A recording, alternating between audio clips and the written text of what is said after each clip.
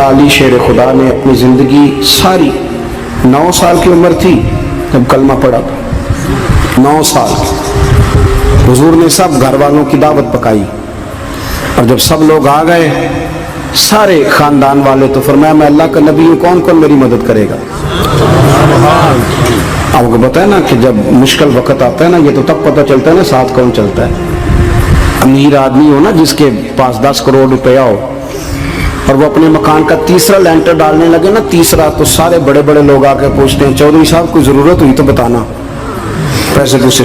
तो गरीब आदमी की छत गिर जाए तो उसे कोई भी नहीं पूछता, बल्कि जिनसे ताल्लुक होता है वो भी मोबाइल बंद कर लेते हैं। वो कहते हैं इसलिए वापस कैसे कर दें। हज़रत मौला अली उस ज़माने में जब शाम सूंघ गया सबको, हुजूर ने फरमाया कौन कौन मेरे साथ चलेगा। रोटी भी खा ली, घर भी आ गए, सादक और अमीन भी कह दिया, जब का चलेगा कौन कौन, चुप कर गए। तो हज़रत अली कहते जब मैंने हुजूर के चेहरे पर ज़रा परेशानी देखी ना, ये चलते क्यों नहीं, तो आप फरमाते हैं कि अभी मैं खजूर खा रहा था, कुर्ता लंबा पहना हुआ था, सबसे पीछे बैठा था और हज़रत अली का कद भी दरमियाना था। आप फरमाते मैं उठा और खजूर अभी मेरे मुंह में थी, झटपट मैंने उसी तरह निकाल कर जेब में डाल और मैं पंजों के बल खड़ा हो गया, दोनों बाजू खड़े करके कहा हुजूर ये नहीं बोलते तो ना बोले, अना नासिरू का या रसूल अल्लाह, अना हाफिजू का या रसूल अल्लाह। हुजूर आप जहां जहां कहेंगे अली आपका मददगार बनेगा, दीन की मदद करेगा, और अगर आप तक कोई आएगा तो अली आपकी हिफाजत करेगा। 9 साल की उम्र में चले अली दीन की नौकरी के लिए। फिर बदर में भी पहली सफ में, ओहद में भी पहली सफ में, खंदक में भी पहली सफ में। एक जंग में हुजूर ने कहा अली तू रह जा, इस दफा रह जा, तो अर्ज की रो पड़े हजरत अली, दलेर आदमी थे, रो पड़े। कहने लगे हुजूर आप मुझे बच्चों और औरतों के पास छोड़ के जा रहे, हुजूर मुझे ले चले, मैं मैदान का जिंदगी सारी गुजार दी, सारी जिंदगी गुजार दी। अपने जमाने में आपस का इख्तलाफ भी देखा, सारी जिंदगी शेर खुदा ने दीन को दे दी। कूफे की जामे मस्जिद में 21 रमजान को जब हजरत अली को खंजर लगा ना, तो तारीख में जुमला महफूज है, खंजर लगा ना जब वो 9 साल की उम्र में यारी लगाई, 63 साल उम्र हो गई, जब खंजर लगा तो कहने लगा फुज़्तु बिरब्बिल काबा, मुझे रब्बे काबा की कसम आज कामयाब हो गया हूँ। पानी परन सहेलियां ते रंगा रंग कड़े, असी भरिया उसदा जानिए जिसदा तोड़ चढ़े। कहा देखो भाई मैं आज कामयाब हो गया, मैं कामयाब हो गया। वो जो मैंने कहा था हुजूर मैं साथ रहूंगा, तो लै सजना सा तोड़ निभाई, जान दिती राह तेरे, दे दिया, हर चीज दीन को दे दी। कौन सी प्रॉपर्टी छोड़ के गए पीछे, कौन सा निजाम बना के गए। इमाम हसन भी शहीद हुए, पता है आपको। इमाम हसन का भी दिन मनाना चाहिए कि नहीं, उनके यौम विसाल पे भी कुछ जलसा कर लिया करो, बड़े हैं इमाम हुसैन से। इधर सारा जमाना चलता है उधर चल पड़ते हो। हदीस में जहां जहां नाम आया ना, पहला इमाम हसन का है, दूसरा इमाम हुसैन का है, और इमाम हुसैन के अपने जुमले हैं। फरमाते हैं मेरा भाई नहीं, मेरा इमाम भी है, मेरा इमाम भी है। और आप फरमाया करते थे मैंने बड़ी चीजें उस हसन से सीखी हैं, जो उन्होंने सीखा एक बताऊं उसमें से। कुछ लोग थके थके हैं आप में से, हालांकि मैं तो ज्यादा सफर करके आया हूं। अर्ज करूं जो उन्होंने सीखा है, सुनो। इमाम हुसैन खुद बताते हैं, फरमाते हैं कि अब मेरे भाई ना इमाम हसन अपनी एक बीवी को तलाक देना चाहते थे, इख्तलाफ शदीद हो गया, बात तलाक तक आ गई। मुझे पता चला तो मैं पहुंचा, मैंने कहा भाईजान क्या इख्तलाफ है भाभी से, सुना तलाक देने लगे। फरमाया हाँ तलाक दे दूंगा। चली गई हम के, फरमाया बताएं गलती क्या, क्यों दे रहे हैं। तो इमाम हसन फरमाने लगे हुसैन आपने कुरान नहीं पढ़ा। मैंने कहा जी पढ़ा है, बताएं। कहने लगे अल्लाह फरमाता है हुन्ना लिबासुल लकुम व अंतुम लिबासुल लहुन, मर्द औरतों का लिबास है, औरतें मर्दों का लिबास है। फरमाया मेरी बीवी में कोई कमजोरी होगी तो मैं पर्दा डालूंगा कि दुनिया को बताऊंगा। इमाम हुसैन कहते मैंने उठ के भाई का हाथ चूमा, मैंने कहा आयत मैंने पहले भी पढ़ी थी, तफसीर आज समझ में आई है, तफसीर आज समझ में आई है, मेरे बड़े भाई ने समझाई है, समझ में आई। कहते हैं कुछ दिनों के बाद इमाम हसन ने बीवी को तलाक दे दी। मैं फिर आया और मैंने कहा मेरे शानों वाले भाई आप भी बता दें क्या मसला था। तो कहते मेरा माथा चूमा मेरे बड़े भाई ने और कहने लगे हुसैन छोड़, वो गैर महरम बीबी है, मैं किसी गैर की बातें तेरे साथ क्या करूं, तलाक दे दी, गैर महरम हो गई, अब उसका जिक्र क्या छेड़ना। कहते मैं समझ गया, کہ میرا بھائی قرآن کی اس روح کو جانتا ہے جو حسین تک بھی پہنچ رہی ہے۔ بھائیو، امام حسن رضی اللہ تعالیٰ عنہ، آپ کو پتہ ہے یہ کائنات کا وہ عظیم شخص ہے، حسن ابن علی، وہ عظیم ہستی ہے جس نے تاج چھوڑ دیا، تخت چھوڑ دیا، پر نبی پاک کی امت کو جوڑ دیا۔ نبی کریم نے ان کو اپنے ساتھ بٹھا کے کہا تھا، صحیح بخاری میں موجود ہے، کہا یہ میرا بیٹا حسن سید ہے، یا مسلمانوں کی دو جماعتیں لڑیں گی تو یہ صلح کرائے گا۔ حضرت امام حسن نے تخت چھوڑا، تاج چھوڑا، لیکن مسلمانوں کو آپس میں اتنی بڑی قربانی، اتنی بڑی قربانی۔ یہاں تو بھائی چھوٹا سا مسئلہ ہوتا ہے، مسجد میں اچھے بھلے امام صاحب نماز پڑھا رہے ہوتے ہیں، بچے پڑھ رہے ہوتے ہیں، اور مسجد میں تو تقریباً 15-20 چودھری اتوار مسجد میں ہوتے ہیں۔ تھوڑے پنڈ تو نہیں ہیں جی؟ چلو اللہ کا شکر ہے جی، اتنے نہیں تھوڑے نے، چلو اللہ کرے وہ بھی نال ہی رل جائیں، درویشی چنگی چدرا دا کی کرنا ہے۔ تو ویسے میں نے دیکھا ہے تھوڑی سی جو کسی شہر کی بڑی مسجد ہوتی ہے اس میں 15-20 چودھری ہوتے ہیں، اور مولوی صاحب کی مجبوری ہے سب کی مان کے چلنا، دو کی نہ مانے قاری صاحب، دو کی۔ اب وہ یہ نہیں دیکھیں گے کہ دین کا نقصان ہو رہا ہے، مسجد کا مسئلہ ہے، بچوں کا مسئلہ ہے، ان کو تو ذات کا مسئلہ ہے، میری نہیں مانی لیا تھا چھٹی۔ تو خدا کے بندو، ہم 2 منٹ کے لیے چدراہٹ نہیں چھوڑتے، دین کا نقصان کر دیتے ہیں۔ امام حسن نے پوری حکومت چھوڑ دی، پوری حکومت۔ اتنا بڑا سخی کم آپ کو ملے گا جو سخاوت کرے اور نبی کی امت کو بچائے صلی اللہ ہو۔ یہ بات بیان نہیں ہوتی، اکثر نہیں ہوتی، شاید پورے کربلا میں آپ نے نہ سنی ہو، اللہ ماشاءاللہ۔ اس کو سمجھے امام حسن۔ اور پھر مزے کی بات، امام حسن بھی شہید ہوئے، انہیں زہر دیا گیا، اور جب وہ شدید بیمار ہو گئے نا، زہر اثر کر گیا، تو امام حسین آئے، بڑے پریشان ہوئے، رو پڑے، کہنے لگے بھائی مجھے بتاؤ کس نے زہر دیا؟ تو امام حسن کہنے لگے حسین مجھے شک ہے ایک شخص پر، لیکن شک ہے بھائی، اگر صرف شک ہے تو میں کسی بے گناہ کو بدنام کیسے کر دوں، تمہیں کیسے نام بتا دوں؟ یہ نامعلوم پرچے کراتے نہیں ہم روز نامعلوم پرچے، جس پہ دشمنی ہے اس کا نام لکھا دو، ختم ہو گئی بات۔ امام حسن کی تربیت ہے، فرمانے لگے جس پر مجھے شک ہے اس کا نام بتا دوں، تو اگر وہ نہیں تو بے گناہ کا ذکر کیسے کر دوں؟ تو امام حسین فرمانے لگے بھائی جان اگر وہی ہوا تو آپ فرمانے لگے اگر وہی ہوا نا تو حسین پھر بھی تو چھوڑ دے، میں نے رب کے سپرد کر دیا، اللہ بہترین انتقام لینے والا ہے۔ اللہ اتنا بڑا حوصلہ سیدہ کے بیٹے کا، شیر کے بیٹے کا، شیروں جیسا کلیجہ، اتنا دل دریا سمندروں ڈونگے، کون دلان دیا جانے۔ او بھائی تھوڑا حوصلہ کر، جتن تے ہر کوئی کھیڈے، تو ہارن کھیڈ فقیرہ، اور جتن دا مل کوڈی پیندی ہارن دا مل ہیرا۔ اور کہیں بیک بھی تو ہو نا، کہیں تو درگزر بھی تو کرنا، کہ ہر جگہ چھا کے رہنا، ہر جگہ چھا کے رہنا۔ میرے ایک سنگی ہیں، آپ کو پتہ ہے یہ جو اسٹیج پہ بیٹھنے والے لوگ ہوتے ہیں نا، یہاں تو اچھے لوگ بیٹھے ہیں میری طرح کے بھی لوگ، جو اسٹیج پہ بیٹھنے کا عادی ہو جاتا ہے وہ نیچے بیچارہ بیٹھ بھی نہیں سکتا، تو مسئلہ ہو جاتا ہے۔ میں اکثر کہتا ہوں کہ کبھی نیچے بیٹھ کے تو دیکھو کیا فرق ہوتا ہے۔ اگر کسی بندے کی کوئی شان ہے تو وہ جو سب سے پیچھے بیٹھا ہے اس کی شان ویسی کی ویسی ہے، کوئی کمی آ جائے گی؟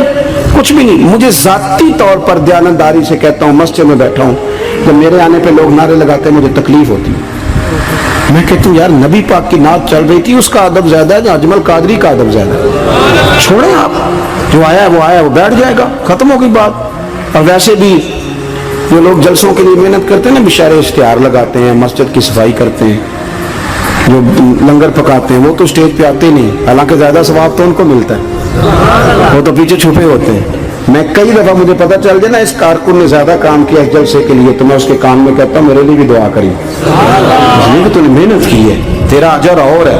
ہم تو شام سے آئے بیٹھے اور چھٹی کر گئے۔ بھائی تھوڑا پیچھے بھی دیکھیں، نبی کریم کے پورے خاندان کی قربانیاں، پورے خاندان۔ دوپہر کو کھانا نہ پکا ہو تو ہمارے بچے موبائل توڑ دیتے ہیں، اور شام کو مرضی کا نہ پکا ہو تو واک آؤٹ کر جاتے ہیں، کہتے ہیں لے آؤ پیسے پھر برگر لے آئیے، میری مرضی کا نہیں پکا۔ سیدہ فرماتی ہیں میرے گھر میں مہینہ چولہا نہیں جلا، مہینہ چولہا۔ 3 روزے رکھے سیدہ فاطمہ نے، مولا علی نے، امام حسن نے، امام حسین نے، اور تینوں دن افطار کے وقت فقیر مانگنے آ گیا تو کھانا وہاں دے دیا۔ आपका क्या ख्याल है जो बेसब्रा आदमी हो वो करबला में जाके लड़ेगा? जिसको आदत ही ना हो बचपन से ठहरने की वो लड़ेगा? जो जरा जरा सी बात पे डगमगा जाता वो लड़ेगा? स्टेज पे नहीं बिठाया तो लड़ पड़े वो लड़ेगा? ओ खुदा के बंदो, बड़ा हौसला चाहिए, बड़ा ज़रफ चाहिए। इमाम अली मकाम का एक कद है, उनका एक वकार है, उनका एक हुस्न है। इमाम हुसैन रदी अल्लाह ताला अन्हु ने 25 हज किए मदीने से मक्के पैदल जाके। दोनों भाइयों ने हर रोज 10 सिपारे कुरान पाक के इमाम हुसैन पढ़ते थे। हजरत अब्दुल्ला इब्ने जुबैर कहते हैं मैं सैयदा फातिमा के बेटे हसन और हुसैन से जब भी मिला हूं, दोनों भाइयों ने रोजा रखा हुआ होता था। उन्होंने अपनी जिंदगी तकवे से गुजारी, परहेजगारी और सखावत। सुभान अल्लाह। पता है सखी मालदार नहीं होता, हुजूर ने फरमाया बंदा दिल का गनी होता है। मालदार तो बंदा बनता ही तब है जब पैसे जमा करे, सखावत करने से थोड़ी मालदार बनेगा। इसलिए दरवेश कहते हैं माला वाले सखी नहीं होंगे, सखियां कोल माल नहीं होंदा। सुने बहुत बड़ी सखावत की अपनी जिंदगी में, सारी जिंदगी सखावत में गुजार दी, सारी जिंदगी। इमाम हसन ने भी, इमाम हुसैन ने जो आया दे दिया, जो आया दे दिया। हजारों दिनार आते। एक दिन एक फकीर मांगने आ गया तो इमाम हसन हुसैन दोनों थे। कहने लगा मैंने सुना बड़े लाजपाल हो, गरीब हो, मेहरबानी हो जाए। फिर मैं बैठ जाओ, रिज़्क आने वाला है। थोड़ी देर गुजरी तो 3000 दिनार आए। वैसे मेरे को 3 लाख रुपया वो तो मसीते किन्ने देने चाहिए? मैं अपनों तो पूछना, तो पूछिए ही नहीं, मैं मशवरा पे लेना। 3 लाख जो मेरे को लगे तो मसीते किन्ने देने चाहिए? तुसी जाहिर है उनको दयानतदारी वाला मशवरा ही देना है ना, जो नहीं करना जो ही दसना देना। कितना 1000 है? मैं कभी कभी प्यार से बात सुनाता हूँ। एक संगी मेरे पास आया, कहने लगा सब दुआ करो अल्लाह मैंने पैसे दे, मैं उधर राज देंगा। मैं कही अल्लाह ने 10 करोड़ दे, 9.5 करोड़ तेरे राज दे छड़ेगा। वो भी हसी आई है जिमें तुसी हसे हो ना। आमीन नहीं जुआ की, या चुप कर गया या कूड़न लग गया। और मैं क्या कर्मा लिया आमीन ते आ, तेन तो 50 लाख फिर भी पिया बचता सी। लेकिन असी दुआवां भी 9.5 करोड़ देने लिए तैयार, नाराज ना होना, दुआवां भी तैयार नहीं, मिजाज ही नहीं, तबीयत ही नहीं। सैयदा फातिमा ज़हरा के पास 40 ऊँट खड़े थे। एक बीबी आई, वो कहने लगी अम्मा जी ये जो ऊँट खड़े हैं ये मेरे हैं, अब बताएं मैं अल्लाह के रास्ते में दूं तो कितने दूं? सैयदा फातिमा कहने लगी एक बकरी दे दे।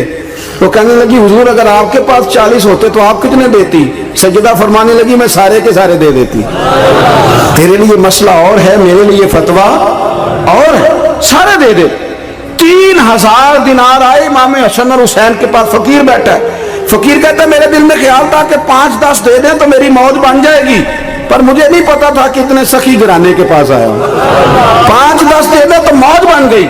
कहते इमाम हसन ने 3000 दिनार मेरी हथेली पे रखे और मेरा माथा चूम के कहने लगे यार मेरा तो ख्याल था कि तेरे इंतजार पर तुझे कुछ मिलेगा, पर ये रख ले, मुझे पता होता कि तुझे इतना मिलना है तो मैं तुझे इंतजार न कराता। जल्दी दे, खुद भीख दे, खुद ही कहे मंगते का भला हो। अपनी जिंदगी नफासत से गुजारी अहले बैत, कुर्बानी दे के गुजारी। हजरत इमाम हुसैन रदी अल्लाह ताला अन्हु, ये हुजूर की औलाद पाक है। पैरों को ना थोड़ी मिट्टी लग गई, उम्र जवानी की थी, दाढ़ी मुबारक सारी स्याह थी, काली थी। हजरत अबू हुरैरा इनसे सालों बड़े थे, अमीरुल मोमिनीन फिल हदीस। हजरत अबू हुरैरा ने देखा कि इमाम हुसैन के मुकद्दस कदमों को मिट्टी लग गई। किसी से भी कहा जा सकता था ज़रा इमाम साहब की तवज्जो कराना, ये ज़रा मिट्टी उतार देना, लेकिन हज़रत अबू हुरैरा झट से उठे, अपनी पगड़ी खोली, उसका पल्लू लिया और हज़रत इमाम हुसैन के पैरों से मिट्टी साफ़ करनी शुरू कर दी। क्यों? कि अहले फ़ज़ल ही किसी की फ़जीलत को जान सकता है, इज़्ज़त वाला ही किसी को इज़्ज़त देता है, जिसके पास वक़ार हो। ओ मेरे संगियों, लोगों की बातों में ना आना, ये तुम्हें उलझा देंगे, ये तुम्हें तफरीक में डाल देंगे, ये इंतशार बर्पा करेंगे। ये वो हसीन जमात है जो हुजूर के सामने बैठा करती थी। इनसे प्यार करना, इनसे मोहब्बत करना। आप कभी तिरमिज़ी की एक हदीस पढ़ें तो मर जाने को जी करता है। हुजूर ने फरमाया था मेरे सहाबा के बारे में अल्लाह से डरना, मेरे बाद इन्हें अपनी ज़ुबानों का निशाना न बनाना। काश कोई इन जुमलों का दर्द समझ सके। फरमाया रब से डरना, اور کریم فرمانے لگے جس نے ان سے محبت کی میری محبت کی وجہ سے محبت کی، اور جس نے ان سے عداوت رکھی میری وجہ سے رکھی۔ کبھی بھی کسی اور جو حضور کی اولاد ہے، صحابہ کرام نے ایک جگہ کچھ نذرانہ جمع کیا اور جمع کر کے کہا کہ حضور کی بارگاہ میں پیش کرنا ہے، اخراجات بہت زیادہ ہیں اور ظاہری وسائل اس ترتیب سے نہیں ہیں، یہ نذرانہ ہر مہینے پیش کرنا ہے۔ جب وہ لے کے حضور کی بارگاہ میں گئے نا تو اللہ نے قرآن نازل کر دیا، فرمایا محبوب ان سے کہہ دو لا اسألکم علیہ اجرا، میں تبلیغ دین پر تم سے کوئی اجر نہیں مانگتا، الا المودۃ فی القربى، بس میرے قریبیوں سے پیار کرتے رہنا، میرے قریبیوں سے محبت کرنا، پیار کرنا قریبیوں سے۔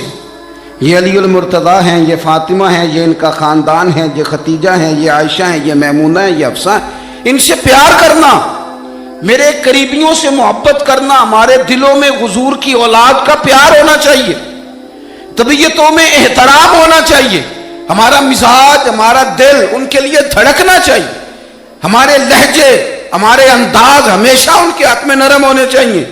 میں کہہ چکا ہوں سید کا صرف عقیدہ ٹھیک ہونا شرط ہے، باقی آپ تحقیق اور تفتیش میں نہ پڑیں، وہ جانے رب جانے۔ آپ کوشش فرمائیں ہماری اولادیں، ہم خود اور اہل فضل کا ادب کبھی نہ چھوڑیں۔ دوسری بات آپ سے یہ عرض کرنی ہے، اس کو اچھی طرح سمجھ لیں کہ قومیں اپنے اسلاف سے بڑی ہوتی ہیں ہمیشہ، بڑا ہم ہوتا ہی وہ ہے جس کا کوئی بڑا ہوتا ہے، جس کا کوئی بڑا نہیں ہوتا وہ کبھی بھی بڑا۔ یہ کچھ عرصے سے ٹرینڈ چلا ہے، اگرچہ یہ درست نہیں ہے۔ آپ کسی سنار کی دکان پہ جائیں تو اس نے اپنے پیچھے نا اپنے والد صاحب کی اور دادا کی فوٹو لگائی ہوتی ہے۔ حکیم کی دکان پہ چلے جائیں، کپڑے والی دکان پہ چلے جائیں تو اس نے پیچھے اپنے دادا کی، والد کی فوٹو لگائی ہوتی ہے۔ اگرچہ یہ درست نہیں، تصویریں نہیں لگانی چاہیے، تصویریں ان کے کیا پیروں کی بھی نہیں لگانی چاہیے۔ جہاں تصویر ہوتی ہے وہاں نماز کیسے پڑھی جائے گی؟ فرشتہ رحمت کا نہیں آئے گا۔ یہ تو اب ایک ضرورت بن گئی، تو اب ضرورت کیا، اب تو خیر نفسیاتی مسئلہ بن گیا ہمارا، یہ نفسیاتی مسئلہ ہے۔ یعنی سلام بعد میں فوٹو پہلے، یعنی سیانے سیانے لوگ، اور یہ ہمیں ایسے کھیل تماشے میں لگایا گیا ہے کہ میں ڈھیر سارے لوگوں پر غور کرتا ہوں، پھر ان کے لیے دعا کرتا ہوں کہ یا اللہ ان کی مدد فرما۔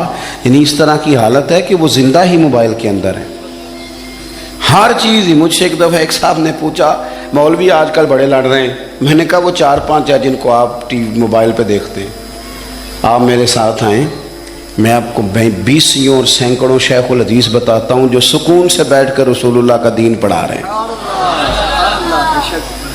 تو آپ مسئلہ سے تو یہ ہے کہ ہم نے کل زندگی وہ سمجھ لیا جو موبائل کے اندر ہے۔ بہرحال وہ تصویر لگائی ہوتی ہے سنار نے بھی اور حکیم نے بھی اور ڈاکٹر نے بھی اور بہت سارے لوگوں نے کہ جناب اب یہ جو تصویر لگاتے ہیں تو اس کے پیچھے پوری حکمت ہوتی ہے۔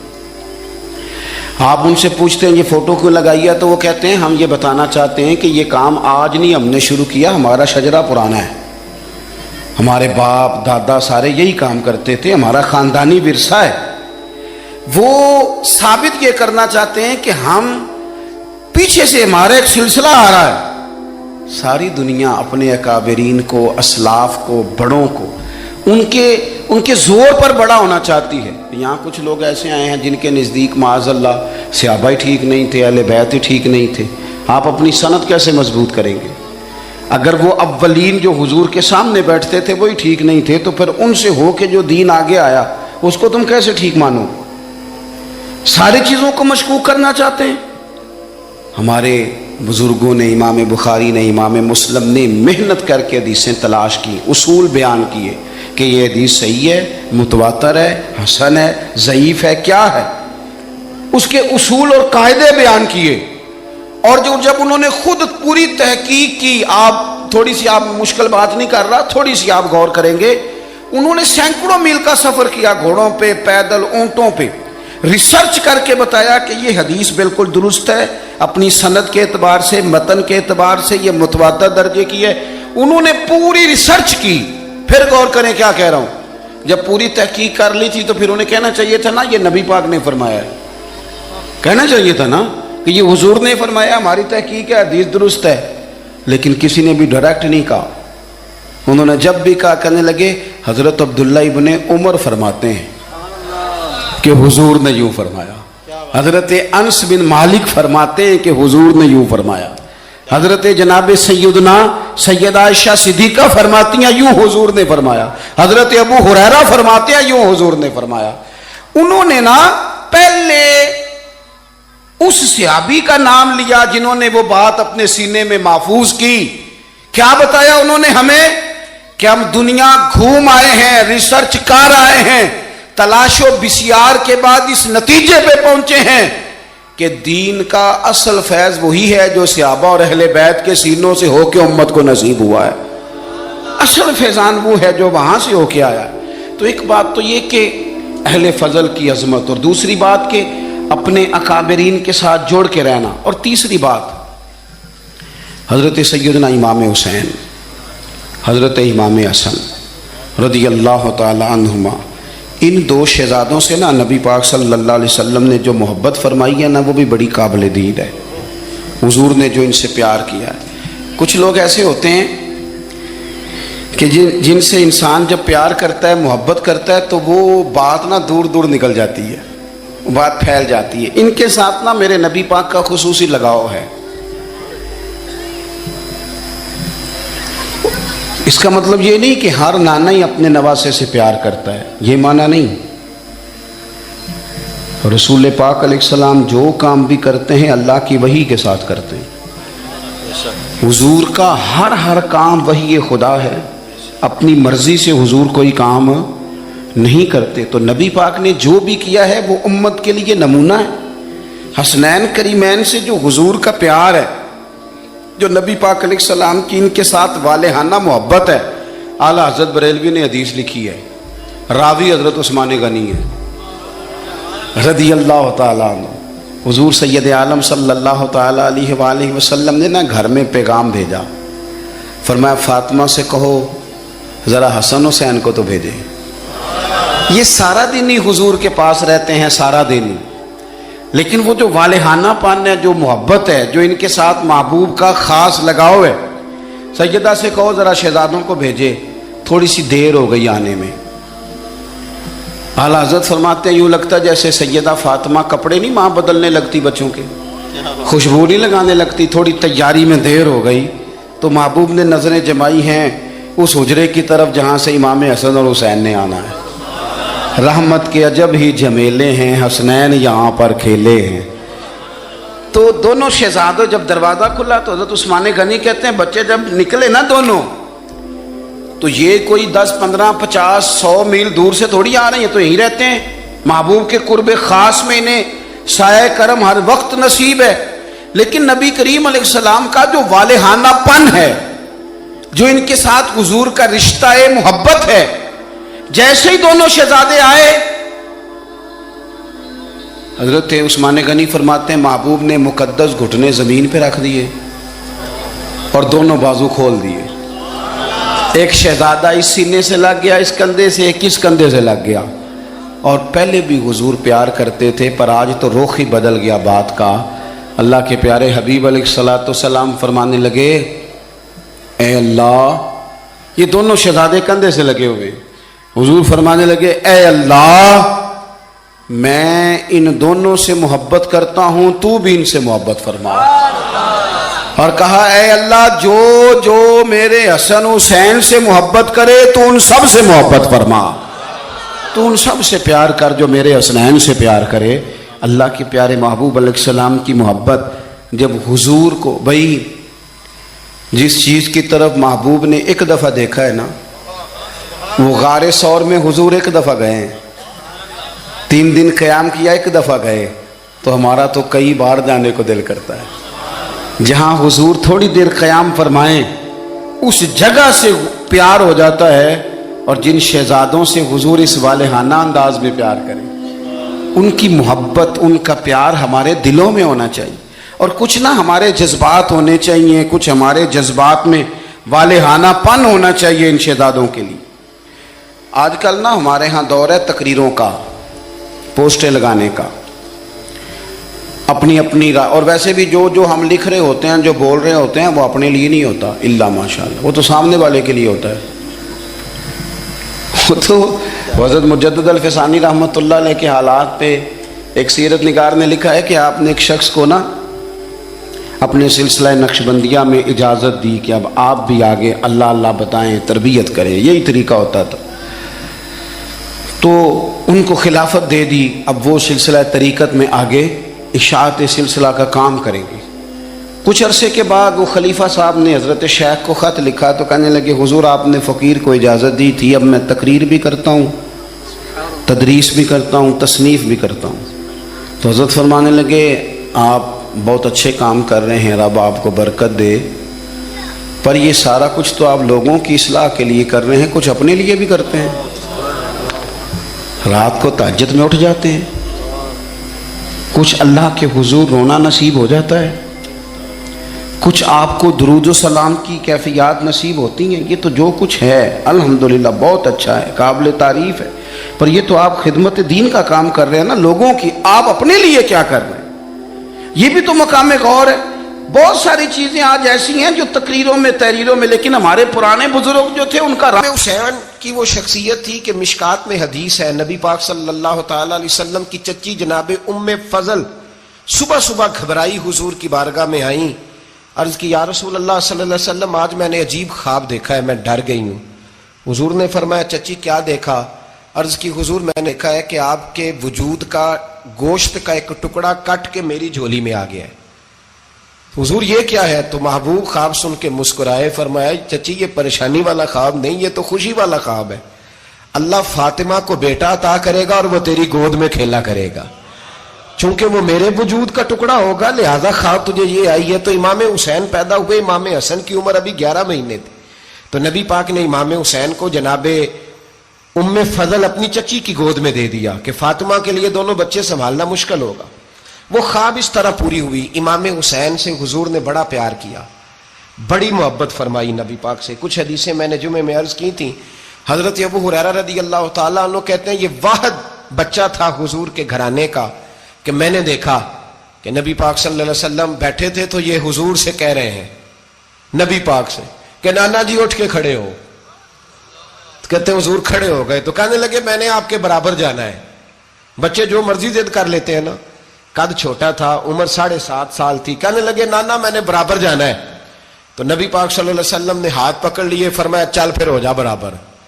تو حضرت ابو ہریرہ کہتے ہیں انہوں نے حضور نے ہاتھ پکڑے، اوپر کھینچا تو امام حسین نے پہلے اپنے پیر حضور کے گھٹنوں پہ رکھے، پھر نبی پاک کے سینے پہ رکھے، اور جب ان کا قد سر تھوڑا سا حضور سے اونچا ہو گیا تو محبوب فرمانے لگے چل بس کر، تو نے تو کہا تھا آپ کے برابر ہونا ہے، تو اوپر نکل گیا ہے، چل بس کر۔ فرماتے پھر امام حسین نے زبان باہر نکالی تو محبوب ان کی زبان چوسنے لگے، پھر ساتھ لٹا لیا اور انہیں سونگھنے لگے۔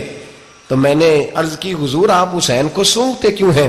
تو فرمایا ابو ہریرہ مجھے حسین کے وجود سے جنت کی خوشبو آتی ہے، مجھے حسین کے وجود سے جنت کی۔ ایک دن حضور گزر رہے تھے، اصل اس طرح تھا کہ یہ نبی پاک کا حجرہ تھا، جن لوگوں کو اللہ نے مدینے کی زیارت کرائی ہے وہ جان سکتے ہیں، نبی پاک کا حجرہ تھا، تو حضور کے حجرے کی اس جانب یعنی مسجد کی جو بالکل سیدھ ہے اس کی بیک میں سیدہ فاطمہ رہتی تھی، تو حضور اکثر نہ نماز کے لیے جب نکلتے تو حضرت فاطمہ کے حجرے کے پاس سے ہو کر دوبارہ محراب میں جاتے۔ محبوب حجرے کے پاس سے گزرے تو امام حسین رو رہے تھے، تو حضرت فاطمہ نے کسی بات میں جھڑک دیا تو امام حسین رونے لگے، تو نبی پاک نماز کے لیے گئے تو واپس لوٹ آئے، اور واپس تشریف لا کے کہا فاطمہ حسین کو کیا ہوا؟ عرض کی یا رسول اللہ تنگ کر رہے تھے میں نے ڈانٹ دیا ہے۔ کیا خوبصورت جملے ہیں حدیث پاک میں، سرکار نے فرمایا فاطمہ اس کو حسین کو نہ رونے نہ دیا کر، یہ جب روتا ہے نا تو میرے دل کو تکلیف ہوتی ہے۔ تو بی بی صاحبہ کہتی ہیں یہ حکم آیا نبی پاک کا میرے نام، پھر میں نے ڈانٹنا چھوڑ دیا۔ یہ ان کے فضائل تھے کم، ان کی تربیت خود نبی پاک نے فرمائی، خود ڈیوٹی۔ میں کسی منطق کا فلسفہ میں اب تو اللہ تعالیٰ معاف کرے، پہلے ہم لوگوں کو کہتے تھے فلانی مجلس میں نہ جانا فلانی، اب تو مصیبت بن گئی ہے، جانے کی ضرورت نہیں، ہر شے موبائل میں آ گئی۔ مجھے بھیجتے ہیں کہتے ہیں حضرت صاحب یہ ذرا سننا، یہ ذرا سننا، کل کراچی سے کچھ مہمان آ گئے تو اب بچوں نے وہ کلپ سنبھال کے یہ مولوی دیکھو کیا کہتا ہے، اب آیتیں پڑھی جا رہی ہیں قرآن پاک کی، اتنا ٹکڑا یہاں سے لیتے ہیں، اتنا ٹکڑا یہاں سے لیتے ہیں، اور ملا کے پتہ نہیں کون سا مکسچر بنا رہے ہیں، کسی آیت کا ترجمہ نہیں، کوئی واضح حدیث نہیں، ایسے ہوا ہوگا پھر اس کو اس سے جوڑ لیں تو کیا بنتا ہے، اتنی جمع کر لیں. یہ کون سا دین ہے جو توڑ مروڑ کے بیان کر رہے ہیں؟ کون سا مذہب ہے؟ دین تو واضح کھلی کتاب ہے.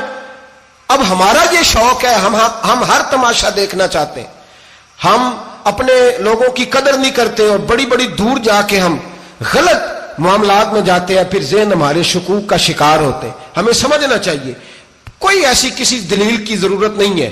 جب ان کے واضح چیزیں ان کی کتابیں میں موجود ہے، حدیث میں موجود ہے، قرآن مجید میں ان کے فضائل کھل کے موجود ہے، تو دور جانے کی کیا ضرورت؟ حضور ان کی ٹریننگ کراتے تھے.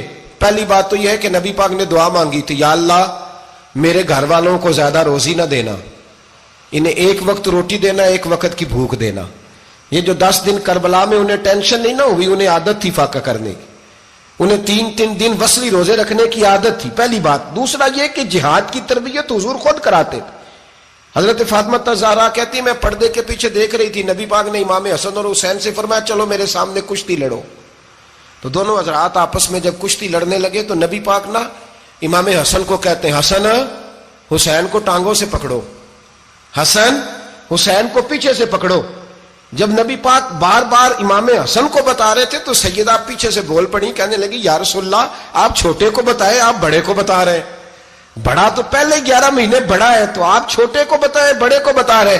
تو فرمایا فاطمہ تو چپ کرنا، جو میں دیکھ رہا ہوں تو نہیں نہ دیکھ رہی. ایک کو میں بتا رہا ہوں، دوسرے کو جبریل امین بتا رہے ہیں. تو یہ حضور نے اپنے سامنے ان کی تربیت کی.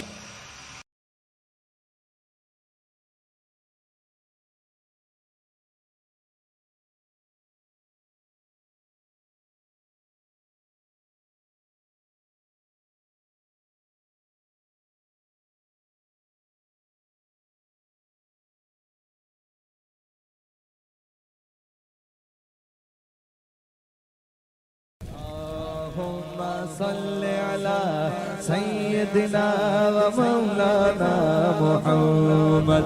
اللهم صل على سيدنا ومولانا محمد.